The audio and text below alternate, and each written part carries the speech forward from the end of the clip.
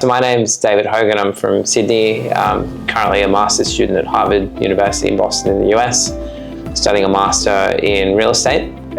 So it's a development and finance related course, and prior to Harvard I was working in real estate development in Sydney. And I've also completed commerce and law degrees at the University of Sydney as well. So what inspired you to pursue your studies at Harvard, and what was the application process like to you?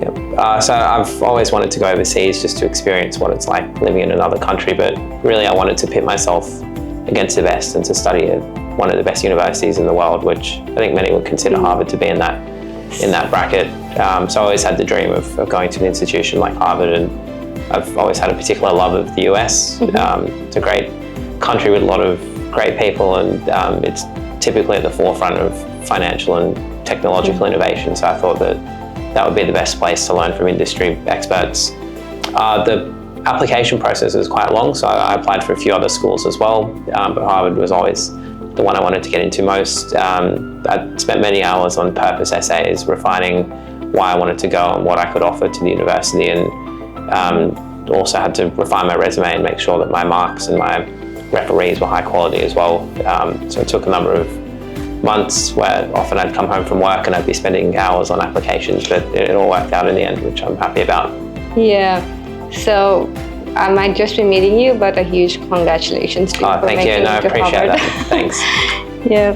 So I would have worn one of the merched items. I thought I've spent a lot at the store, but okay, yeah. That's all right.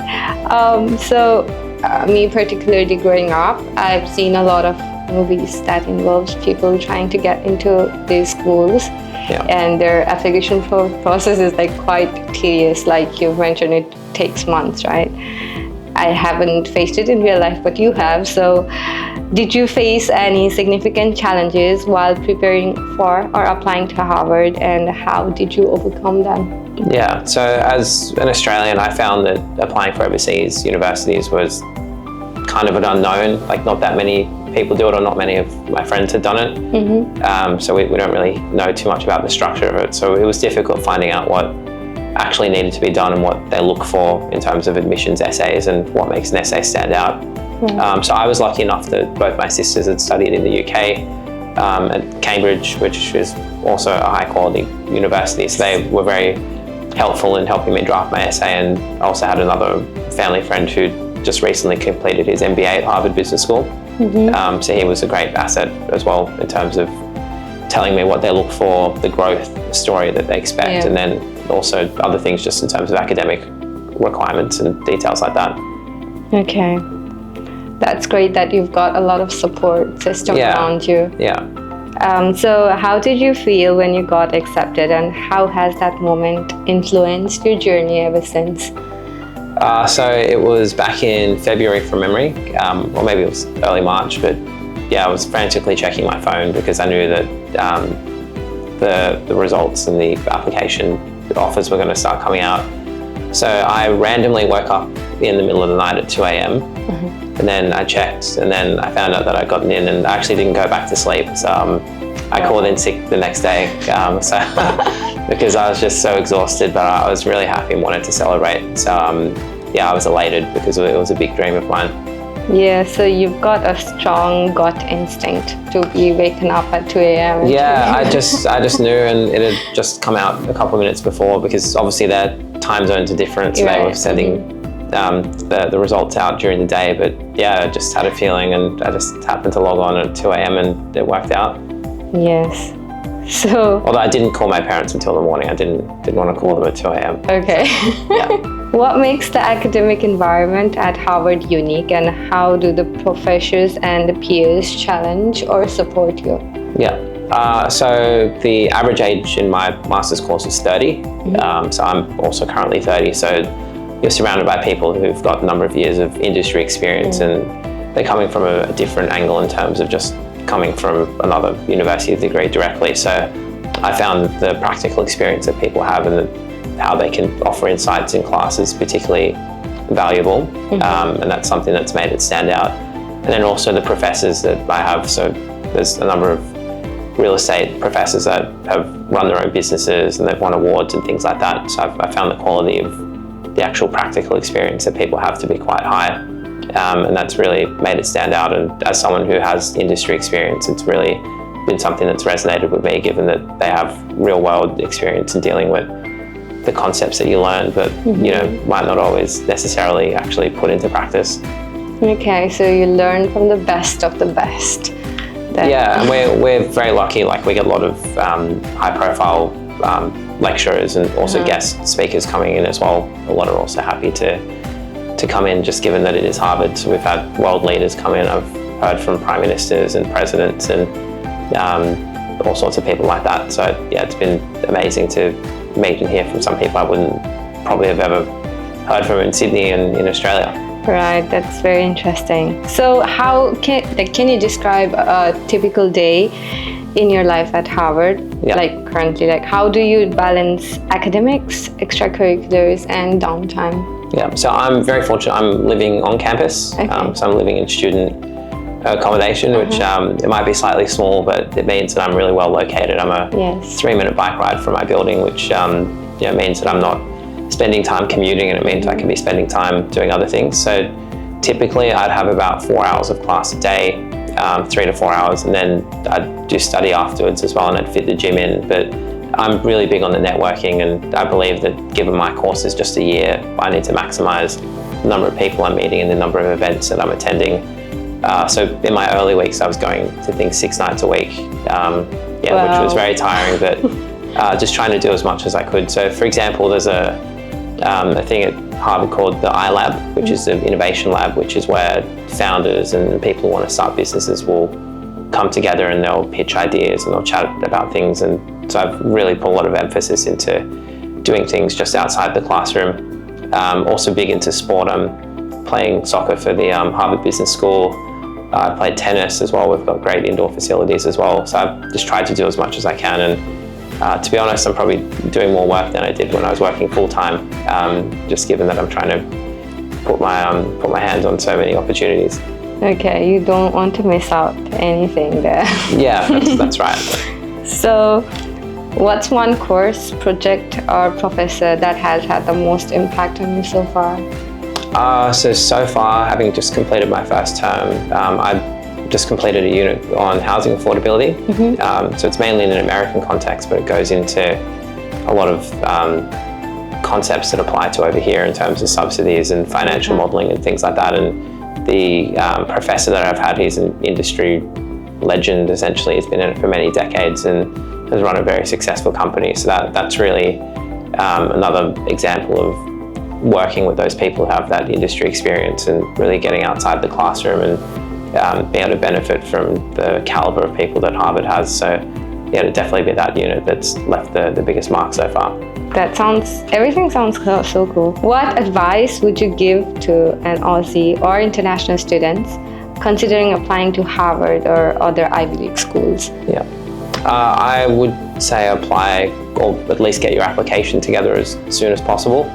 So these things can take a significant amount of time. Right. They are typically due in the last quarter of the year or the start of the year, just after New Year's Day. But in my experience, getting the referees and the references together took many, many months, because that's something that's outside your control. You're relying on someone else to do that, and often you'll help draft reference letters and things like that. So my big advice would be to try and identify which program you want to apply for, which universities you want to apply for, and then start as early as possible and make sure you get on those referees.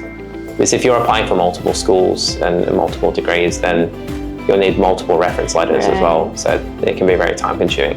So how do you manage stress and stay motivated in such a high achieving and competitive environment? I'm sure that everybody is trying to get as much as they can there. Yeah, I've always tried to keep things in perspective, and even if I'm stressed, I just have to sit back and realize where I am and the achievements that I've already made in life to date in terms of getting into Harvard. And I've always thought, say if I look back when I was a 10-year-old and I told myself that I was going to be at Harvard in a bit under 2 decades, I'd be pretty happy. So I was trying to keep that perspective there, and keep in mind that stress is often temporary, but you know, where you've achieved and where you've ended up is a permanent thing. That's a good way to manage stress wherever you are. So for students weighing the value of studying abroad, how would you compare the benefits of an Ivy League education to local universities? Yeah, obviously the local universities are still very high quality, but in terms of the brand and reputation, I think it's quite hard to go past the Ivy League institutions. I've been able to have conversations with people that I probably wouldn't have been able to meet prior to going to Harvard, and just having that access and that brand behind you has been incredibly influential, and it's something that I've only had it for a few months, but I can't wait to see where it brings me in the next few years. So I think students who want that brand behind them, which is globally recognized, and we see a lot of Australians going overseas, I think it's something that can help you break into markets, say, for those who want to work in finance in Wall Street and go into other significant ventures like that. It gives you that credibility, helps you make a network overseas, and then it gives you a brand that's recognized globally. So what are the most common misconceptions students have about applying to Ivy League or top-tier universities? I would say that they think it's impossible. Before, I could never imagine meeting someone who's gotten into Harvard, and even if you could imagine, you'd think they're like Einstein and they're this incredible force of nature, which often a lot of them are, but I think what I've learned is to be confident and to believe that if others can do it, so can you. And if you work hard and you apply yourself in a proper manner and you're strategic, that it is possible to get into these institutions. So just having that belief is very important. So can you walk us through the key components of a strong application? What do the top universities prioritize? So the statement of purpose and the essay that you put together is very important in terms of outlining your vision and also your history in terms of where you've come from. So in my experience and the experience of other friends who've gone to these institutions, the growth story is really important. The universities want to see you've started from somewhere, you've had an experience and you've learned and you've grown, and then it's set you on a path, and that going to this institution is the next step on that path, which will help with that trajectory. So I really think showing that you've got a broader vision that transcends academics and business, and you actually want to give back and do good for the world is something that's looked upon very favourably. So as an Australian, I didn't really have too much support in terms of formal college admissions expertise when I was applying. I had to rely on friends and friends of friends who'd gone, and I felt that it was an underutilised market, and that there's a lot of Australians who would like to apply, but they don't necessarily have the knowledge or the friends who have that knowledge. Yes, that's why I've set Endeavour up to help people through the process that I've just gone through recently. Okay, that sounds really inspiring. So what's one success story of a student you've helped that particularly stands out for you? Very close to home, but my two sisters. So as I mentioned, they're currently at Oxford and Cambridge doing masters, and also they're part of the Endeavour team. So I think really having a year where I've gotten into Harvard and another sister's gotten into Oxford and another's gotten into Cambridge was quite special, and I'd say quite rare or unexpected. So I think helping my family has been really important and rewarding, and we all helped with our essays and we bounced ideas off each other and helped to critique our writing. So I'd say that's been probably the most memorable success story to date. What's your advice for students who may feel intimidated about applying to highly competitive universities? I would say firstly have belief that you can do it. Gather as much information as you can in terms of the application process, because it might seem like a big impossible task getting into an Ivy League institution, for example, but if you break it down step by step in terms of deadlines and getting essays together and things like that, it makes it a lot more achievable and a lot easier to digest, so to speak. So that would be my advice, and then also potentially to look into services like Endeavour Admissions and companies like that do have the expertise. And I really think that little investment is worth it if it helps you get in, and it can really change your life getting into an institution like this. Yes, it's worth it, because especially if you have no one to guide you, and you're with someone that has actually gotten into the schools that you've wanted, and you're getting help from them. Yeah, it helps to maximise your chance of getting in, and given you've got thousands and thousands of people applying, and a lot do use services like this, I think it's a very important piece of the puzzle. Absolutely. So what trends do you see in international education, and how should students prepare for these changes when considering study abroad opportunities? So from an Australian perspective, I see a trend of increased Australian involvement in terms of going overseas, particularly for undergrad as well. So my experience to date has been that most would apply for domestic unis, and there's not always an awareness that it is possible to go to these elite institutions at an undergrad college level. So I think we'll see a trend in terms of Australians looking to invest in going to these overseas institutions and coming back. That's something that will increase in the future. And then in terms of global trends, I think globalization will continue and people will keep moving around. It's great that borders have opened again now after COVID. And I think there's a lot of appetite for people to get experiences overseas and to learn and to grow like that. So I see that as continuing. So is there anything more that you'd like to add from your side?